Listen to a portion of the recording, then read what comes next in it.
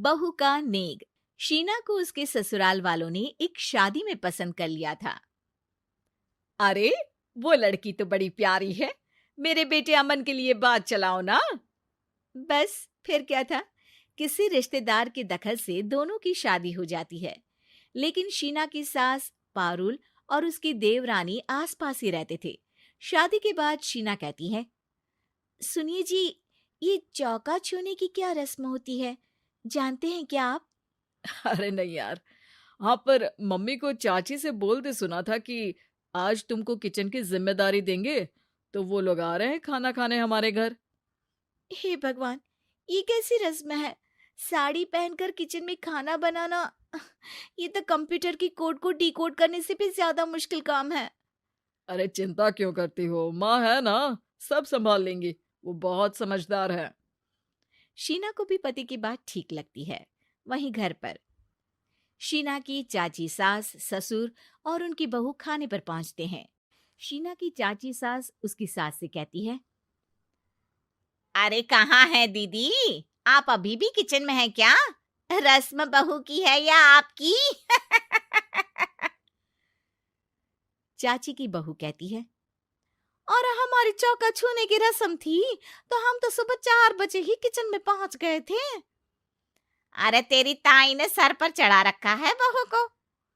शीना सबकी बात सुने बगैर सामने आती है। अरे आज तो तेरी चौका छूने की रस्म थी ना, तुम ही देर से आई हो। वो चाची, मुझे ना साड़ी बांधने में देर हो गई। तो वक्त से उठा करो ना, पता है जब नई शादी है, रस्में होनी है, तो फिर थोड़ा कम आराम कर लोगी तो कुछ घट नहीं जाएगा। शीना की सास को बहुत बुरा लगता है कि चाची उसकी बहू से ऐसे बात कर रही है। अरे शीना, चलो किचन में, मैं तुम्हें समझा देती हूँ कि कैसे क्या करना है। देखो, मैंने सब बनाकर यहाँ रख दिया है। तुम्हें सिर्फ हलवा बनाना है। उसकी भी पूरी तैयारी कर दी है बेटा। बस किशमिश डालकर हलवा में मिलाकर लेकर आ जाना। बस फिर क्या था, एक एक कर शीना सारा खाना टेबल पर लगा देती है। अरे बहू ने इतना सब बना दिया, वाह जी वाह। तभी शीना बोल देती है, नहीं नहीं चाची, ये सब तो माँ ने बनाया है, मैंने तो सिर्फ इसे टेबल पर लगाया है। वो साड़ी पहनकर काम करना अभी थोड़ा मुश्किल होगा ना। चाची सास तो सुनकर मानो बिफर ही जाती है। ये क्या बात हुई दीदी, मैं जब शादी कर कर आई थी तो आप बड़ी थी, पर किचन में ना आप आई और ना माँ जी।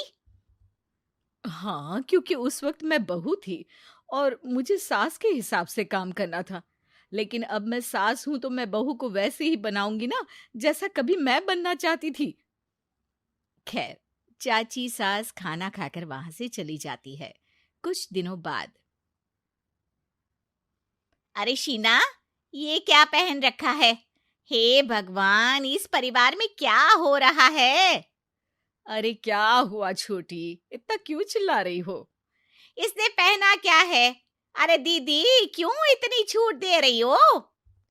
शीना, जो कि सलवार सूट पहने खड़ी थी, चाची के गुस्से को देखते ही अंदर चली जाती है।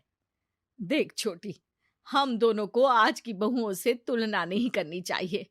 वो दौर अलग था, आज का वक्त अलग है। देखिए दीदी, ये तो परंपरा है, हमारी सास ने हमें दी और आगे हमें अपनी बहुओं को देना है। ये क्या लगा रखा है आपने? आप तो पूरी संस्कृति ही खराब कर रही हैं। ये बोलकर चाची सास वहां से चली जाती हैं।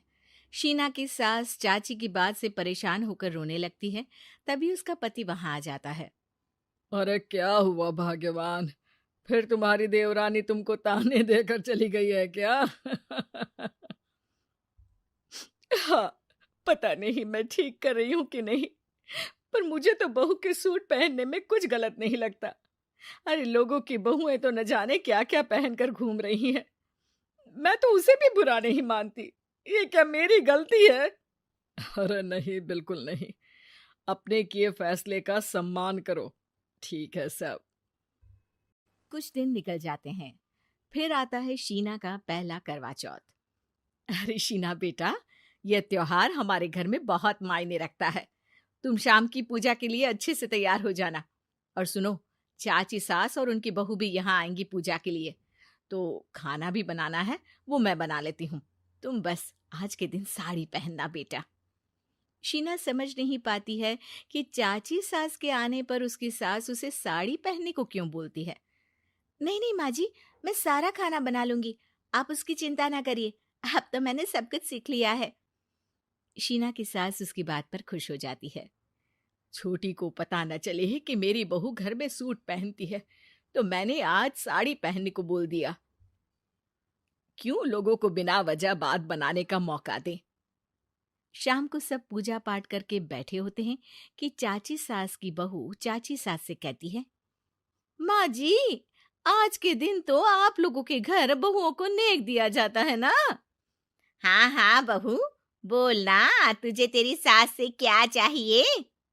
हाँ शीना बेटा, तू भी बता दे कि तुझे क्या चाहिए। मम्मी जी, मुझे ना आपका वो रानी हार चाहिए जो आपने अभी पहना है। चाची सास थोड़ा हिचकिचाते हुए कहती है, हाँ हाँ हाँ, ले लेना, सब तेरा ही तो है। तुझे कौन सा हार चाहिए बहू? माँ जी, मुझे नेक में आपसे परमिशन चाहिए कि आप मुझे नौकरी की इजाजत दें। आप तो जानती हैं कि मैं और ये एक ही कॉलेज में एक ही क्लास में साथ में थे, लेकिन आज वो कहाँ है और मैं कहाँ। वाह जी वाह, ये भी सुनना बाकी रह गया था। इस खानदान की बहू नौकरी करने बाहर जाएगी। और मैं भी तो इंटर पास हूँ, पूरे सेकंड डिवीजन, लेकिन कभी मजाल है कि नौकरी की बात की हो। पर दीदी, मैंने एमबीए किया है, वो भी बड़े संस्थान से। तभी शीना का पति और ससुर भी वहां आ जाते हैं। देखो बेटा, मैं वही सोच रहा था कि तुम नौकरी करने के लिए क्यों नहीं बोल रही हो। मुझे लगा शायद तुम नौकरी करना नहीं चाहती हो। नहीं पापा, वो तो हमेशा से ही कुछ नाम कमाना चाहती है। अपने माता पिता को भी इसने कहा था कि वो आप लोगों को अपनी तरह से समझ लेगी। सास को शांत दिखकर शीना कहती है, मम्मी जी, मैं वादा करती हूँ, घर का सारा काम करके ही ऑफिस जाऊंगी। खाना पीना किसी भी चीज के लिए घर वालों को परेशानी नहीं होने दूंगी। वक्त से पहले उठूंगी और काम वाली को भी हटवा दूंगी। शीना की बात सुनकर सास हंस पड़ती है। अरे शीना, ये ज्यादा हो गया हाँ। बिल्कुल काम करो बेटा, पढ़ी लिखी हो, नौकरी में अच्छा कर सकती हो। जरूर बेटा, दिया तुम्हें तुम्हारा नेग। हाँ, पुरानी परंपरा जरूरी नहीं कि अच्छी ही हो, कभी कभी बदलाव लाना भी जरूरी होता है, जिसे देर से ही सही लेकिन समाज अपना ही लेता है।